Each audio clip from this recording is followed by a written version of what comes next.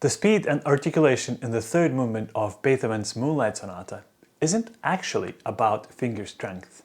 It's entirely about tension management throughout the piece. So let me show you some practical drills that you can build straight into your everyday practice routine for this movement. So before we dive into the drills, let's quickly outline what we're tackling today. We're going to build this movement step by step, starting with this architecture of the right hand arpeggios, then mastering the stability and endurance of the left hand. From there, we'll discuss those tricky jumps and technique shifts. And finally, we'll look at the neuromuscular resets that keep your hands relaxed at full performance speed. Now, if you find it difficult to follow my instructions today, I have created a PDF with all the practice notations and some fingerings, which I will leave on my Patreon page for you to download, linked in the description box below. Okay, once you start working on these rising arpeggios, don't practice them note by note just yet. Instead, play each 4-note group as a solid block chord. Why does this work? It programs the exact shape of the chord in your spatial memory. Your brain stops trying to process 16 individual notes and starts thinking in blocks of 4 notes or chords. Now, once you have those blocks down, focus on grouping the middle 2 notes of each 4-note pattern.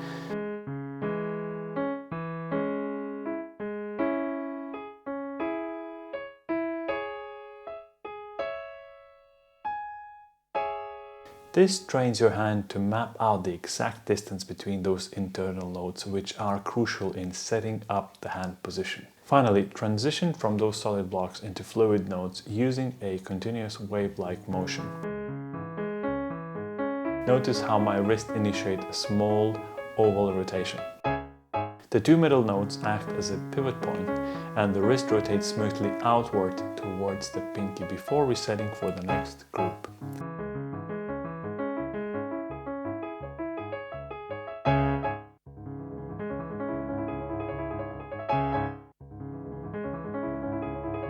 Pay close attention to the angle of your forearm here. If your wrist stays rigid, your forearm will lock up immediately. Now again, in this video, I'm not going to showcase every single bar that has that arpeggio problem. Instead, I have created a PDF with all the practice notation and some fingerings, which I will leave on my Patreon page for you to download, linked in the description box below. The next thing we're gonna look at is the Alberti bass, which requires a completely different physical movement in the hand. So let's look how to handle the right hand rocking motion, or Alberti bass, without getting too tired. So when you hit those relentless Alberti bass patterns in the right hand, start by practicing a slow rocking motion, tilting your hand from left to right and from right to left.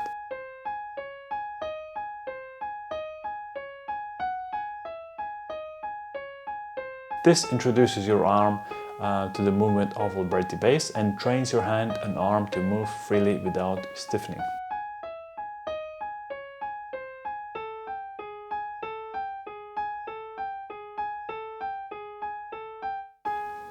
Next, you want to hold the repeating notes, press down and exaggerate the motion of the moving note that lands directly on the beat.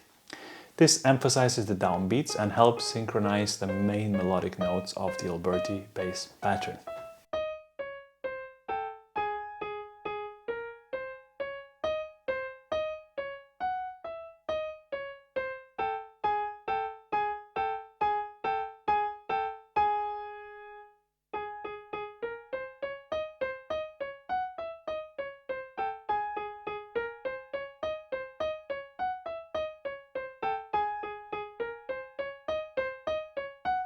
You can go further with this practice routine and practice hands together to help you synchronize the hands even further.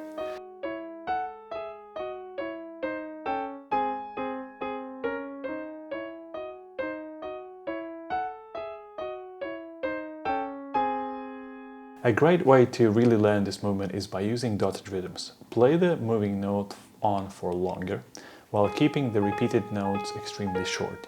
This helps to build rhythmic clarity and timing.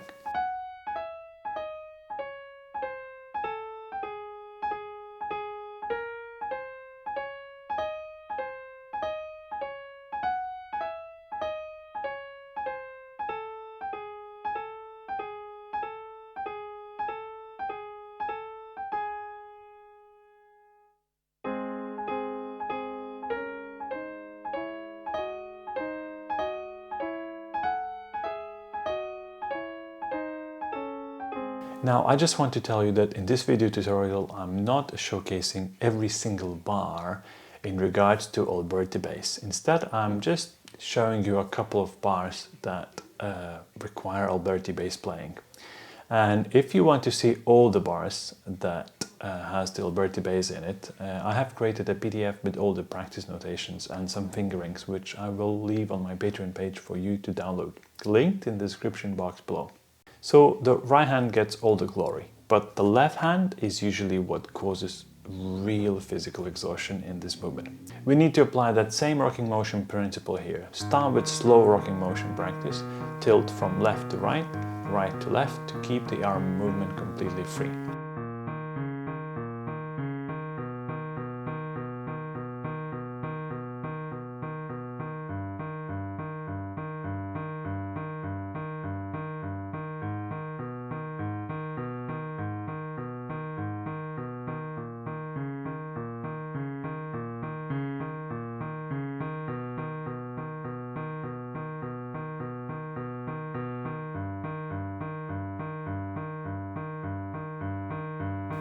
Then hold down the repeating notes and exaggerate the movement on the main note landing on the beat.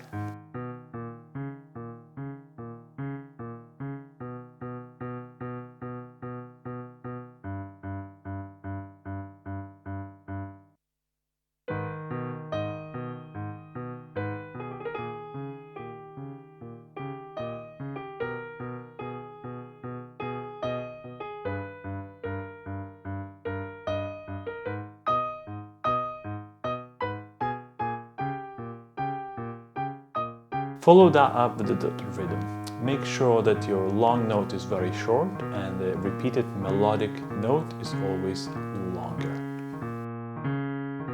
This keeps your left hand grounded and rock solid without wasting an ounce of energy. Again, you have to follow that up by practicing hands together, but using those same practice routines. First, emphasize the tilting motion. Second, hold down the repeated note while playing the melodic notes only. Third, follow that up with dotted rhythms. Now, once your hands can handle the continuous motion in isolation, the next challenge is navigating jumps without losing accuracy or introducing panic. Again, I just want to remind you that in this video, I'm only showing you a couple of bars at a time. I'm not going to show you all the jumps that are in this piece. But if you are looking to see all the jumps in this piece, I have created a PDF with all the practice notions and notations and some fingerings, which I'll leave on my Patreon page for you to download, linked in the description box below. Now let's talk about jumps and how to actively shed tension while playing at full speed. First, we want to isolate the jump itself.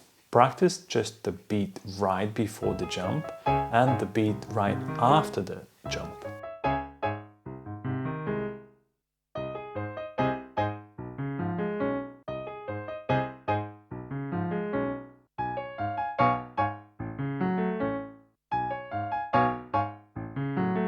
Second, practice moving your hand lightning fast across the keyboard, but stop and hover over the target note before actually pressing it down.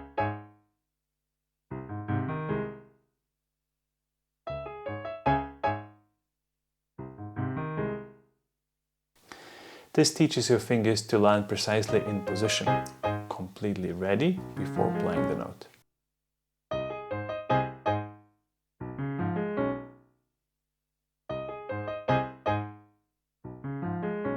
So throughout this movement, Beethoven constantly shifts between musical ideas and techniques.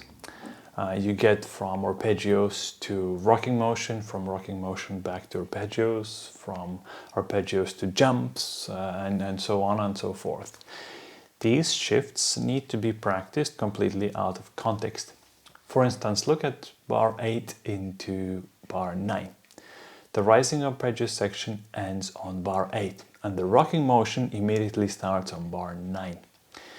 Switching instantly between these two techniques is challenging, so you must isolate bars 8 and bar 9 together and practice them in one go.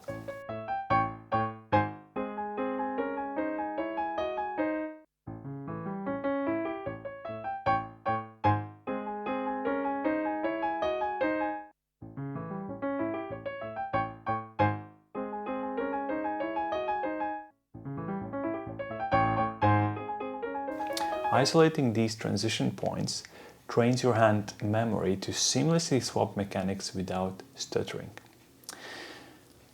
Now, there are a large number of these transitions in the piece, as you can imagine. Therefore, if you find it difficult, check out the PDF that I left for you in the description box below, which is on my Patreon page. Now that we've covered the mechanics, let's look at the psychological secret to surviving this piece, learning where and how to release tension mid-performance. So, how do you actively shed tension while playing at 100% performance speed?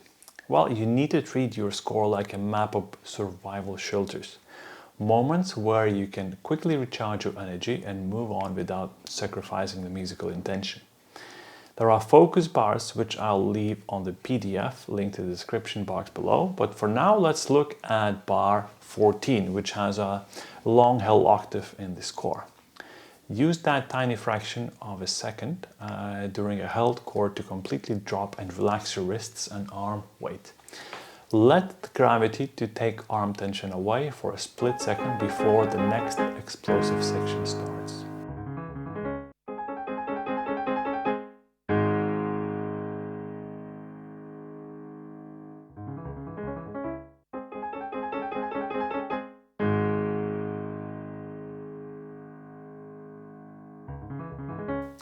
There are places where you can relax for longer, such as bars with fermatas, but generally the relaxation should not last long and should be just a quick pit stop before moving forward. So to guarantee rapid progress, the best approach is to practice consistently without mixing too many tasks in a single session. For instance, if you're working on the Moonlight Sonata arpeggios, dedicate that session solely to practicing the solid chord blocks and circular wrist motions. Once those drills are complete, switch to a completely different piece or repertoire and do not touch the sonata again for the rest of the day. Your brain and your body needs this offline time to absorb all the new neuromuscular habits. Mixing too many different techniques in one sitting or in one practice disrupts this consolidation process. So, keeping your focus narrow allows your muscle memory to truly internalize what you just learned. Don't forget, you want to introduce the metronome in this practice. So don't just click the metronome, use tiered practice. Tier 1, 60% of speed. So focus entirely on exaggerating wrist rotations and constantly checking for physical tension. Tier 2, 85% of the speed. Focus on hitting those blocks of 4 notes tension-free. And then finally, 100% of the speed. Use this burst practice. Play each arpeggio section to see how the tempo influences your ability to keep good control. Remember, building endurance for the Moonlight Sonata isn't a test of raw physical stamina. It's more of a mental game of finding those brief moments of relaxation within the piece. As a homework assignment, film your hands from the side while playing this movement. Watch the recording carefully to see if your wrists are locking up or staying fluid. If you found these drills helpful, hit that like button, subscribe for more classical piano breakdowns, and let me know in the comments section below which bar of the movement gives you the most trouble. Happy practicing, and I'll see you in the next one.